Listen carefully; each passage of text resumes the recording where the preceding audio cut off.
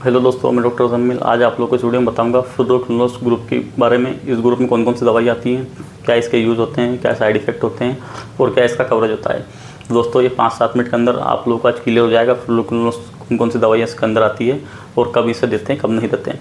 दोस्तों, सबसे पहले मैं आप लोगों को बता देता हूँ फ्लोरोक्विनोलोस ग्रुप के अंदर कौन कौन सी मेडिसिन आती है। तो दोस्तों, ओफ्लोक्सासिन, नॉरफ्लोक्सासिन, सिप्रोफ्लोक्सासिन, लियोफ्लोक्सासिन, मोक्सीफ्लोक्सासिन, ये जितनी भी जेमीफ्लोक्सासिन और स्पारफ्लोक्सासिन, जिस भी टेबलेट के अंत में दवाई के लास्ट में फ्लोक्सासिन आता है, दोस्तों आप लोग को समझ जाना है वो फ्लोरोक्विनोलोस ग्रुप की मेडिसिन से। ये तो हुआ फ्लोरोक्विनोलोस ग्रुप के अंदर कौन कौन सी दवाई आती है, मैंने आप लोगों को ये बता दिया।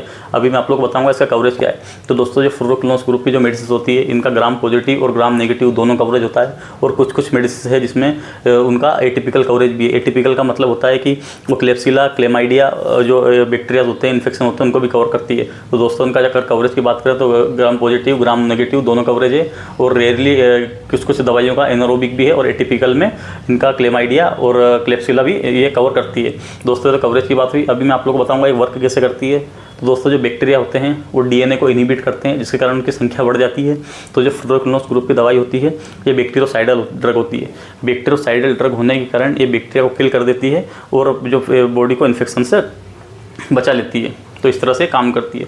अभी मैं आप लोगों को बताऊंगा कहाँ कहाँ ये कैसे काम करती है, कौन कौन से ऑर्गन सिस्टम पे कवर करेगी। तो दोस्तों, हमारे रेस्पिरेटरी ट्रैक के इन्फेक्शन जितने भी है उसमें फ्लोरोक्विनोलोस ग्रुप का बहुत अच्छा रिजल्ट है। गैस्ट्रोइंटेस्टाइन, जीआई ट्रैक जिसे हम बोलते हैं, उसमें इनका बहुत अच्छा रिजल्ट है। और लोअर यूरिनरी ट्रैक सिम्टम्स, जो भी लोअर यूरिनरी ट्रैक के जितने भी इन्फेक्शन है, यूरिनरी ट्रैक के जितने भी इन्फेक्शन है, उसमें इसका बहुत अच्छा रिजल्ट है।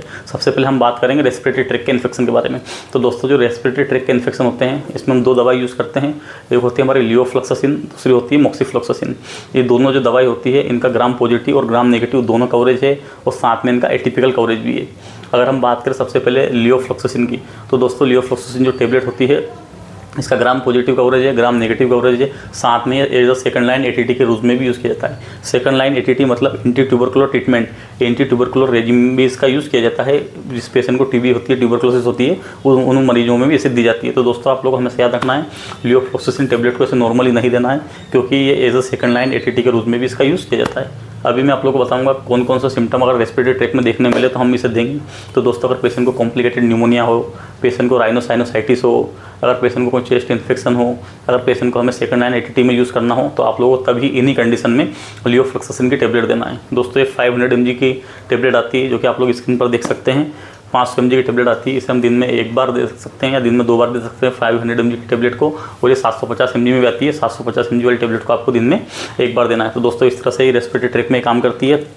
और साथ में जितने भी एब्डोमिनल के इन्फेक्शन होते हैं, एब्डोमिनल के इन्फेक्शन में साथ में इसमें आपको एक एनारोबिक कवरेज करना पड़ेगा। एनारोबिक कवरेज मतलब एक मेट्रोनिडाजोल और साथ में लियोफ्लोक्सासिन अगर आप लेंगे तो उसमें बहुत अच्छा रिजल्ट आएगा।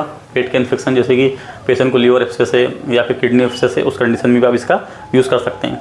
अगर वहीं हम बात करें नेक्स्ट जो इसकी दवाई इसके साथ में है मोक्सीफ्लोक्सासिन, तो दोस्तों मोक्सीफ्लोक्सासिन को हम बोल सकते हैं ये लियोफ्लोक्सासिन से ऊपर है थोड़ा। तो इसकी जो टेबलेट आती है 400 mg की आती है। 400 mg से हम सुबह शाम में दे सकते हैं मोक्सीफ्लोक्सासिन को। और इसका भी ग्राम नेगेटिव कवरेज है, ग्राम पॉजिटिव कवरेज है। साथ में ये भी है जो सेकंड लाइन एटीटी के रूप में यूज़ इसका किया जाता है। और इसका एक जो कवरेज और है वो है एटिपिकल, जो क्लेमाइडिया और क्लेप्सिला के जो भी इन्फेक्शन है उनको भी कवर करती है। अगर हम बात करें इसके यूजेस के बारे में, तो दोस्तों रेस्पिरेटरी ट्रैक में अगर पेशेंट को कॉम्प्लिकेटेड न्यूमोनिया हो, पेशेंट को राइनोसाइनोसाइटिस हो, पेशेंट को कॉम्प्लिकेटेड यूटीआई हो, तो उस कंडीशन में मोक्सीफ्लोक्सासिन टेबलेट का यूज़ किया जाता है। तो दोस्तों, ये तो बात ही लियोफ्लोक्सासिन और मोक्सीफ्लोक्सासिन की जो हमारे रेस्पिरेटरी ट्रैक पे काम करती है। और साथ में इनका जो है अगर पेशेंट को लीवर एक्सेस वगैरह हो, किडनी का एक्सेस हो, उसमें भी वर्क करेगी। और कॉम्प्लिकेटेड ड्यूटी आए तो उसमें भी ये काम करेगी। अभी मैं आप लोगों को बताऊंगा ओफ्लोक्सासिन, सिप्रोफ्लोक्सासिन और नॉरफ्लोक्सासिन, ये तीनों दवाइयाँ कब देना है, कैसे इन्हें दी जाती है।